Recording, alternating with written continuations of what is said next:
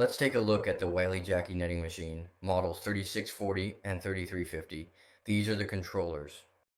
How do you connect the netting machine to a computer? You connect it directly with a network cable.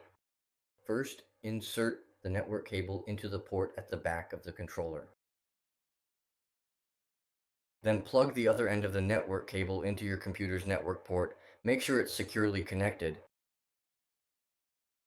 After plugging it in, don't move the power meter and don't hold it up for me. Once the network cable between the controller and the computer is connected, press this button to power on the machine. When the screen finishes booting up or when the green light stays on steadily, the machine has finished starting up and you can operate it from the computer. Open the control panel on your computer. First, you will need to locate and then find the Network and Sharing Center within your system settings and then proceed to click into it. If, after you have carefully plugged in the network cable, the Ethernet option does not visibly appear, you should then gently unplug the cable and subsequently plug it back in again. You should continue to repeat this process patiently and persistently until you clearly see the word Ethernet prominently appear on your screen, indicating a successful connection.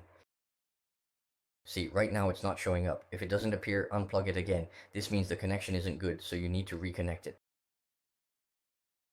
Once Ethernet appears, click on it. Here you'll see Properties. We need to configure the IPv4 settings, specifically the IP address for IPv4. For the IP address, it's 192.168.1.1. I haven't set it up yet, but as long as the last digit is different from that one, it's fine. I've set mine to 2. You can set yours to 3 or even 5. Any of those will work. After configuring it, click OK. Make sure to select Use the following IP address and enter the IP address here. Since our computer's IP is 192.168.1.1, just make sure the last digit you enter is different from that. Then click Confirm. Alright, now, in the Internet Explorer browser, you will need to enter the IP address of the base station, which is 192.168.1.1. After you have entered this address, you should then press the Enter key. At this point, everything should be correctly configured, and it should now function as expected.